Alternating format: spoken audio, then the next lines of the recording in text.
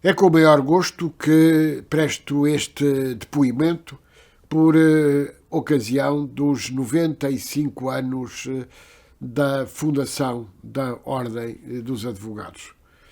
Desempenhei a função de advogado durante muitos anos e sempre com uma grande honra, uma vez que, por razões familiares, por razões de conhecimento, a memória e a importância da profissão estiveram desde muito cedo na minha orientação relativamente àquilo que eu desejava ser na vida. O meu primeiro bastonário, quem assinou a minha primeira cédula profissional, foi o Dr. Mário Raposo, e devo começar exatamente por recordá-lo e por exprimir a grande admiração como exemplo de advogado que eu nunca esqueço nem esquecerei. Depois lembrar o meu primeiro escritório onde fiz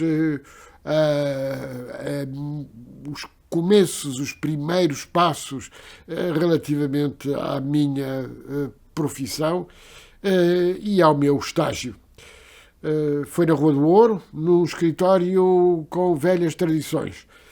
Escritório criado por um antigo primeiro-ministro da Primeira República, o Dr. José de Castro, onde exerceu também a sua profissão o Dr. Álvaro de Castro, seu filho, que viria a ser um importante político da Primeira República e um cidadão exemplar, designadamente no exercício de profissões como Ministro das Finanças.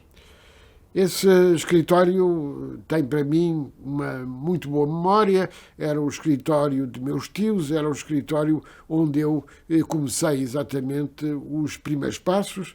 A tratar de quê? A tratar de confirmações de sentença estrangeira.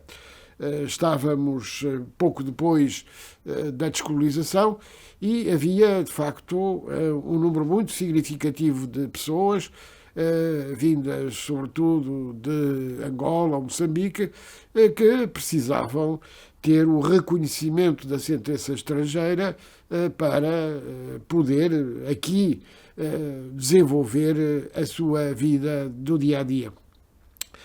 Que outras matérias me trataram nessa altura? Eu era uma espécie de clínico geral, portanto, tudo o que vinha era algo que era preciso tratar, designadamente no que se refere a casos de arrendamento ou a casos de despejo.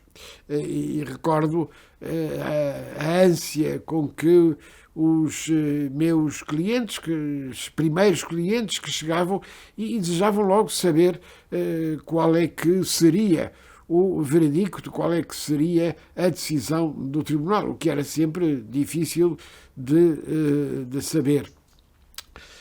Depois, na minha ação, a pouco e pouco, comecei a desenvolver, sobretudo, os aspectos ligados à contratação internacional.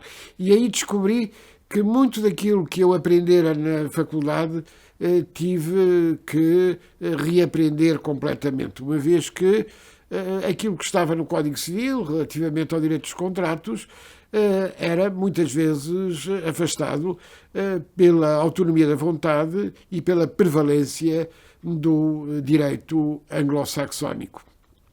Mas foi sempre uma experiência muito boa e tenho muito boas recordações. Já falei do meu primeiro bastonário e não posso deixar de falar no meu bastonário de preferência por virtude de uma relação muito próxima, não apenas no âmbito do direito, em que era exemplar, mas também no tocante à cultura e à literatura. Falo de António Osório de Castro, o poeta António Osório, que eu tantas vezes considerei como o meu bastonário. E o seu exemplo é extraordinário. Ele era de um rigor absolutamente fantástico no que se refere ao direito. Foi um mestre, um exemplo, mas simultaneamente foi um poeta exímio e foi alguém com quem tive o gosto de ter muitas e longas conversas a propósito da cultura e da literatura. Era um homem fantástico e, por isso, esta referência a António Osório, no âmbito da minha vida profissional, um bastonário exemplar, merece aqui um destaque particular. Foi, de facto, uma grande honra ter exercido esta profissão. Mas, simultaneamente, aprendi a que era indispensável um grande rigor no seu exercício. E esse grande rigor no seu exercício obriga, de facto, a que os novos advogados olhem com cada vez maior exigência relativamente à sua profissão e à defesa do direito, da justiça, e isso é fundamental. Termino este meu depoimento dizendo a honra que tive de ter sido, talvez, um dos únicos advogados que, na magistratura judicial, chegou à presidência de um Tribunal Supremo.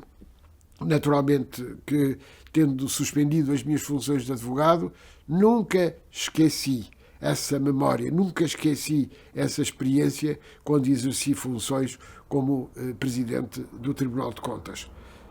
O direito exerce-se através de uma prática, através de um exemplo e através de uma responsabilidade. A justiça, a lei, são, de facto, essenciais para que possamos contribuir para uma sociedade melhor.